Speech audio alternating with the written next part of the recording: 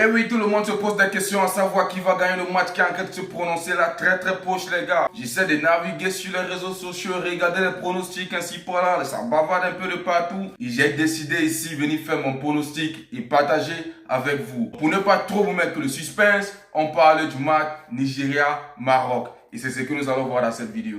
Salut les gars, j'espère que vous allez bien. Moi c'est MC Jolichi, on parle 100% football, tout ce que de l'actualité. Si vous êtes nouveau à la page, n'hésitez pas de vous abonner, de partager au maximum car c'est ça qui fait le référencement. Comme vous savez tous, c'est gratuit les gars. Tu likes, tu partages et tu t'abonnes. Sans toutefois tarder, j'ai fait un tour sur mon YouTube les gars. Les gars qui regardent nos vidéos ne sont pas abonnés. Ça fait un chiffre de 78%.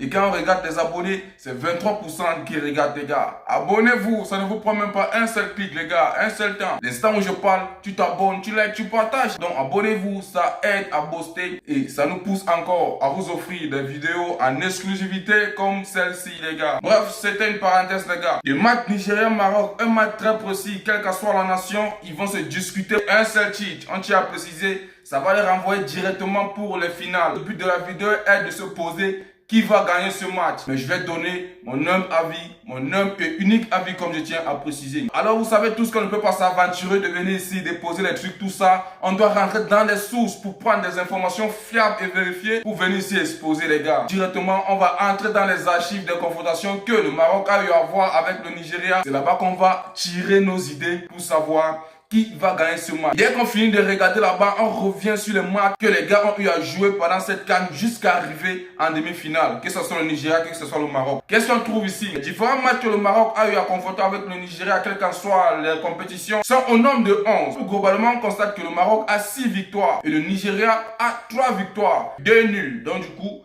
chacun bénéficie d'un nul les gars. Vu que le thème de la vidéo c'est à propos de la CAN, on va un peu regarder les différents CAN que les gars ont eu à confronter et qui est resté. Le 6 mars 1976, le Maroc rapporte son match face au Nigeria 3-1.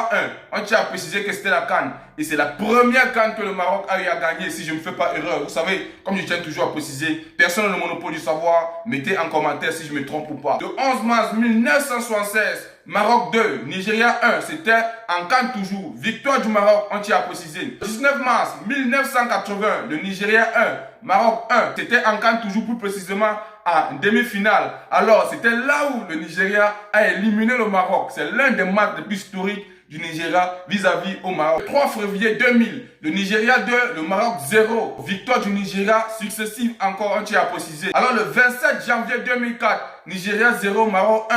C'était en CAN. Victoire du Maroc. Ensemble, nous voyons ici que le Maroc est à la hauteur vis-à-vis des stats que nous avons ici. Mais vous savez tous que le football change de jour en jour et que le football se modernise. Vous pouvez dire que le Maroc est favori ou bien quoi que ce soit. Le Nigeria vient sortir une surprise extraordinaire vis-à-vis de ce match. Du coup, il y a le bénéfice de doute. Quand on regarde les performances du Nigeria depuis le début de cette CAN, c'est frustrant les gars. Parce que les gars n'ont même pas encore perdu un seul match, je tiens à préciser. Tandis que le Maroc aussi, très grande nation du football, je tiens à préciser, sans toutefois peut-être heurter la sensibilité avec tout ce qui se passe au Cameroun, tout ça. Quand on regarde ici les faits, le Maroc a une très bonne équipe parce que moi je pense qu'ils ont une organisation féroce et c'est ce qui fait leur avantage. Les gars utilisent leur influence pour déstabiliser leurs adversaires et c'est ce qu'ils ont fait avec la plupart des équipes. Malgré que oui, il y a des trucs qu'on doit essayer de parler ça. Bon, parlons un petit peu à propos du match Cameroun-Maroc. Je suis d'accord sur le fait un petit peu que le Maroc est un peu favorisé à propos de cette CAN. Vous savez, quand on regarde la faute de Mbemo, on regarde les coups, on regarde le racisme, on regarde tout ça. Sur ce point, vous avez raison de dire que le Maroc est favorisé. Mais maintenant, quand on part dans le thème général de dire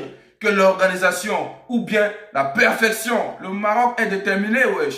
Le Maroc est déterminé, les gars. Et je pense que c'est ce qu'ils utilisent. Et ils savent sur quoi ils comptent. Je pense qu'une nation comme le Cameroun, tels qu'ils sont, les gars ne doivent pas pleurer. Ils savent que c'est une compétition, que tout peut se jouer. Du coup, les gars devaient mettre une niaque extraordinaire pour gagner ce match. Ils devaient bien mettre dans leur mental que ça devait se passer comme ça. Le football maintenant est devenu politique, les gars. Vous devez le savoir. Donc du coup, quand vous quittez votre pays, vous arrivez, attendez-vous à tout. Ça ne sert à rien de pleurer. L'essentiel, c'est de jouer au football.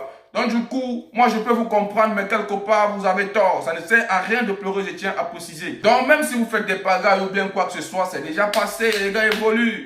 Les gars évoluent, les gars évoluent dans les Camerounais. Arrêtez les pleurs. On ne pleure pas. C'est interdit de pleurer. Si tu pleures, c'est trop grave. Alors, vu que le but de la vidéo ici, c'est de donner les pronostics, je vais donner ici le nom des différents joueurs qui peuvent vraiment frustrer les Nigérians. Bon, ça, toutefois, Tador revient en défense. Arash Hakimi, vous savez tous que c'est un capitaine leader. Non seulement il est influent, il est énorme dans le jeu et une phase de transition extraordinaire. Bon, vous savez tous, Arash Hakimi, j'ai pas besoin de faire beaucoup sa promotion ici. On revient là plus précisément en défense centrale. On retrouve Naïef Aguer. Il est très bon en duel aérien. Ceux qui me suivent, je pense très bien que j'ai fait un débrief d'avant-match entre le Cameroun-Maroc. J'ai parlé de lui là-bas, les gars. Donc du coup, vous savez déjà. Et quand on revient là en termes de créativité, on trouve Ismaël Salbari. Le gars est créatif, technique, il apporte les liens, attaque, milieu, tout ça. Bref, j'en passe, les gars. Sans toutefois oublier le jeune Bilal, les gars, je tiens à préciser, il est jeune, élégant et capable de créer des décalages, je tiens à préciser. Donc, les gars, faites beaucoup attention à propos de cette équipe marocaine. Vous allez tout dire,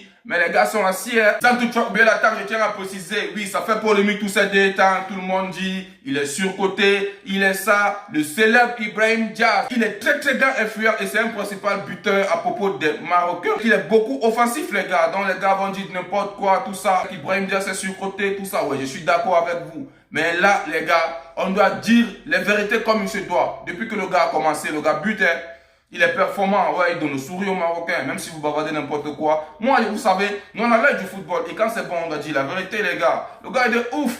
Le gars est de ouf, les gars. Sans toutefois oublier les Youssef, avant-centre classique, les Ayoub Kabi, attaquants de surface. Ils sont nombreux, les gars, et j'en pense. J'ai oublié quelque chose de très précis. Bounou, les gars. Faites très attention parce que lui, là, il est de classe mondiale. Le gardien qu'on appelle Bounou, là. Si c'est Bounou, là, si c'est quoi, là. Faites très attention, les gars. Parce que lui, là, il est mondialement connu. Il est extrêmement bon, les gars. Il est extrêmement bon. Parce qu'on doit se dire la vérité. Bon, c'était mon clin d'œil là-bas à propos des joueurs marocains. Les plus influents qui peuvent vraiment faire quelque chose vis-à-vis à propos de ce match. Revenons alors directement sur les joueurs nigériens aussi qui peuvent sortir du lot et montrer à quel point ils sont performants. D'ailleurs, vous avez vu face à l'Algérie. Les gars ont fait l'île à l'Algérie, comme on dit chez les Camerounais. Ah ouais. En attaque, plus précisément, Victor Osimhen, principal buteur et leader offensif, extrêmement dangereux dans les surfaces. Le gars est extrêmement bon et présent. Est-ce que vous avez vu ce qu'ils ont fait à l'Algérie? Est-ce que vous avez vu ce qu'ils ont fait à l'Algérie, là où le gardien était à la rue, là? Bref, j'en passe, les gars. Sans toutefois oublier Ademola Lookman, on tient à préciser qu'il est beaucoup créatif et très décisif dans tous ses tirs. Faites beaucoup attention à propos de lui parce que je vous assure aussi, bon, il y a les Akor Adams, avant-centre très physique, tout ça. Bref, j'en passe, les gars. Si on revient alors au milieu, on va trouver les Ales Iwobi. On tient à préciser que c'est un cerveau de jeu, un Nigérian qui distribue et organise tous les balles. J'ai regardé pas mal de matchs de Nigériens, les gars, et je peux vous garantir, c'est quelque chose de malade qui s'est passé là-bas en termes de milieu de terrain. Il y a aussi le Wifi DJ, un milieu décisif et tout ça. Il récupère les balles et casse le rythme adverse. Je tiens à préciser si je ne me fais pas erreur. Quand on revient en termes de défense, alors je tiens à préciser qu'ils sont nombreux et très pesants aussi. Il y a les Calvin, il y a les Stanley. Bref, ils sont nombreux. Et à propos des Calvin là, c'est un défenseur moderne et bon dans tous ses duels aériens. Je tiens à préciser. Et aussi les relances. Donc les gars, faites beaucoup gaffe. Ils sont nombreux, que ce soit le gardien, tout ça. Bref, les gars sont performants. Côté Nigeria aussi, c'est pas quelque chose à négliger. Donc c'est un choc, les gars, et je pense que c'est un derby qui va faire beaucoup bavarder. Que ce soit côté Nigeria, que ce soit côté marocain, il y aura beaucoup de bruit, les gars. Donc du coup, on s'attend à ça, il n'y a rien à dire. Donc j'aimerais que vous mentionniez en commentaire que ce soit l'équipe, que ce soit le pays qui est favori pour gagner ce match. Je tiens très bien à préciser, les Marocains sont beaucoup favoris en termes d'archives, mais les Nigériens sont aussi favoris depuis le début de cette carte. On doit se dire la vérité, les gars, parce que depuis le début, les gars n'ont pas perdu un seul match si je ne me fais pas erreur.